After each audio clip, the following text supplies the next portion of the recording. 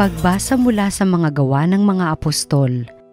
Noong mga araw na iyon, may ilang taong dumating sa Antioquia mula sa Judea at itinuro sa mga kapatid ang ganito: kapag hindi kayo nagpatuli ayon sa kautusan ni Moises, hindi kayo maliligtas. Tinutulan ito ni na Pablo at Bernabe at naging mainitan ang kanilang pagtatalo tungkol dito. Kaya't napagkaisahang papuntahin sa Jerusalem sina Pablo at Bernabe at ang ilan pang kapatid sa Antioquia upang makipagkita sa mga apostol at sa matatanda tungkol sa sularining ito.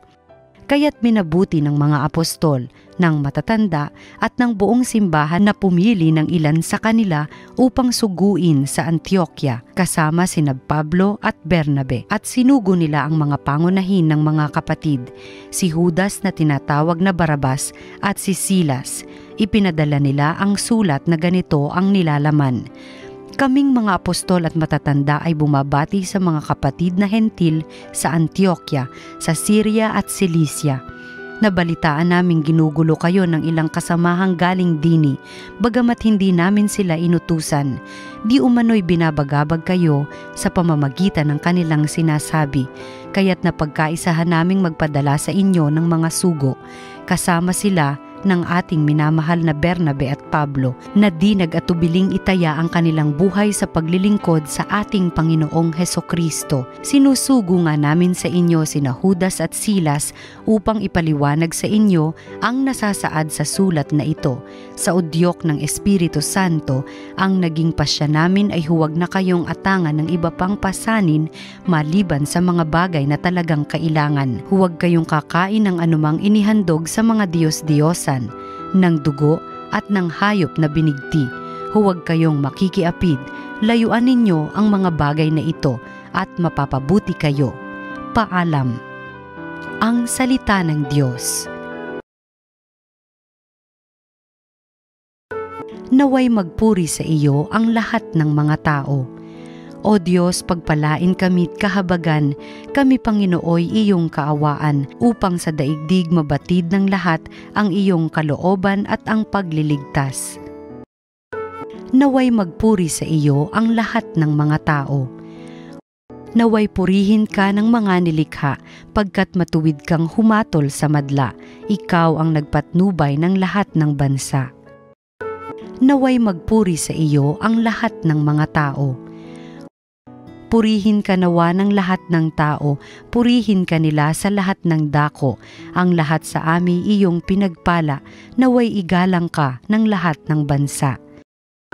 Naway magpuri sa iyo ang lahat ng mga tao. Pagbasa mula sa Aklat ng Pahayag.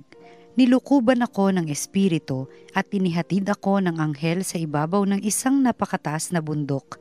Ipinakita niya sa akin ang Jerusalem, ang banal na lungsod, na bumababa mula sa langit buhat sa Diyos.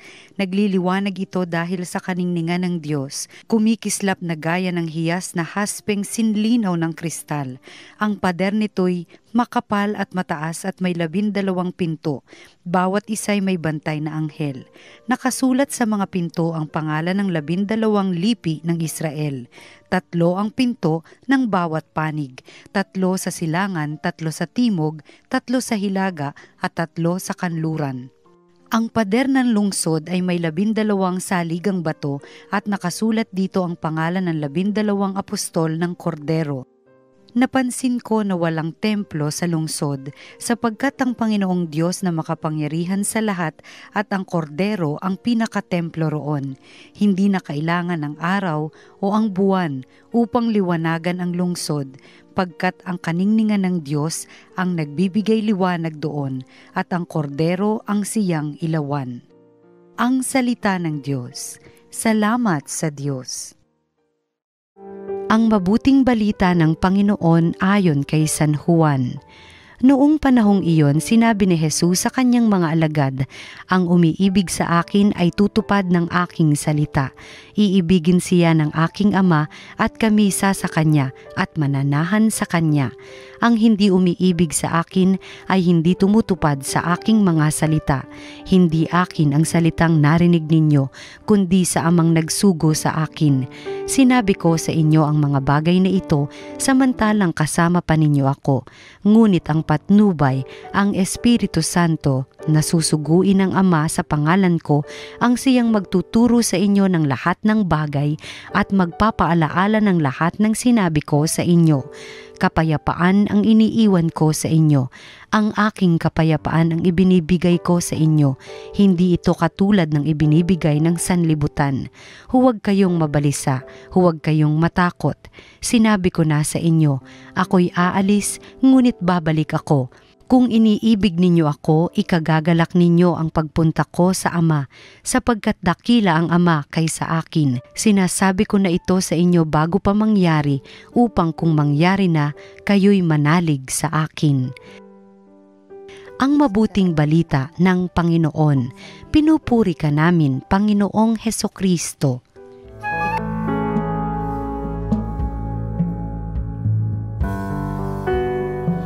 Sino po ba sa atin ang hindi naghahangad ng kapayapaan? Mayroon po bang mga tao na higit na ginugusto ang kaguluhan kaysa sa kapayapaan? Ang ating Panginoong Hesus sa Ebanghelyo po natin ngayon, ang hangad niya ay kapayapaan para sa bawat isa sa atin. Ngunit ang kapayapaan na hatid ng ating Panginoong Hesus ay ibang-iba at malayong-malayo sa kapayapaan na hatid ng mundo na ating ginagalawan. Ang kapayapaan po ng ating mundo ay kadalasang nakaugat sa mga kompromiso. Yung bang alam na nating mali o masama ay tatanggapin pa rin natin at hindi na tayo kikibo para wala na lamang gulo.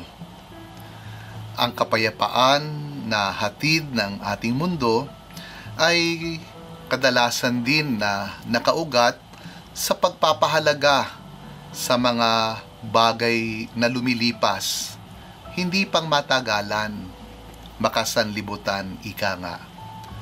Sa gawa ng mga apostol na ating unang pagbasa, ang sambayan ng Kristiyano ay nabulabog sapagkat may mga nagtuturo na kailangan na ang mga pagano o mga hentil ay tuliin para sila ay maging mga Kristiyano.